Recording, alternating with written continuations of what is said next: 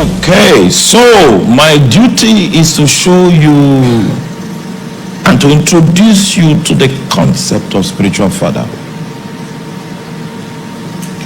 And then we are going to consider all the scriptures that seem to obscure this concept.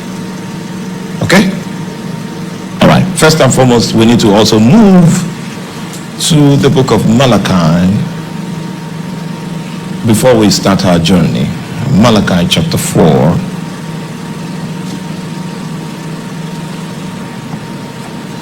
In the book of Malachi chapter 4,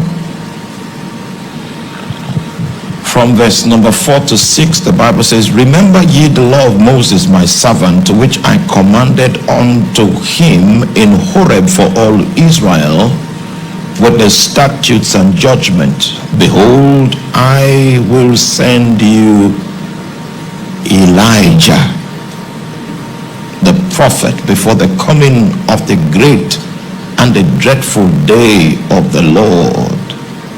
And he will turn the heart of the fathers to the children, and the heart of the children to their fathers, lest I come and smite the earth with a curse." All right, so the Elijah spirit is going to be required before the second coming of Jesus Christ. And these workings are not tailored to be understood from the standpoint of denominations. It might be that an entire denomination has backslid from the agenda of God. That's the unfortunate thing. So much funds, so much money, so many infrastructural developments, but the entire ministry is outside of the present revelation position of the Spirit. And that kind of situation takes place when the church or the denomination decides not to align with the prophetic symptoms that points to what God is trying to administer. So the Bible says that the Elijah spirit will be reintroduced. Part of what the Elijah spirit will do is that it will establish the proper gradient of fatherhood and sonship. And that gradient is a heart covenant. Well, we are going to look into all the details and I'm going to show you the things that will not happen if that gradient is not established. For instance, there is a height of sonship. There is a depth of sonship. There is a length of sonship. And there is a breadth of sonship. The depth of sonship is the only one I will talk to you about. Go and study the remaining. The depth of sonship is your willingness in your heart to submit to spiritual authority.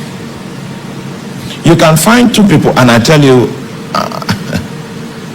I've practiced ministry long enough to know one or two things. Two people come to the house of God and they claim that they saw me in a dream, because that's the reigning one now, that I was prophesying to them, and I don't deny it. It's true. All right? Because we went all over the world and found people that saw me in their dreams. So who am I? How will I doubt that anybody's testimony is wrong? All right, so these two guys come and they say, see, we are convinced, we saw this reality in the dream and we are part of this tribe. We want to learn the ways of this tribe. We want to become participants in this tribe so that we can fulfill the corporate destiny that God has given to this tribe. So Pastor Pore now accepts them.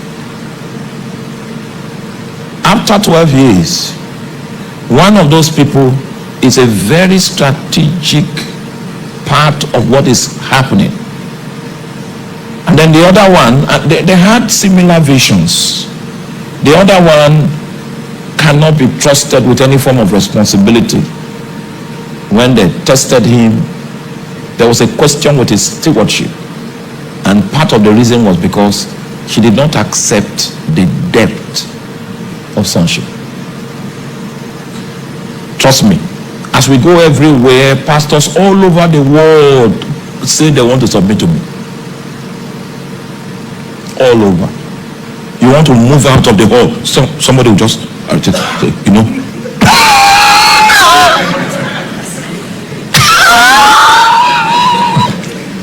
All over. So most of those people make those commitments without any depth. And time will reveal that there was no depth in the covenant. So one of the things that the spirit of Elijah will do is to create hard covenants.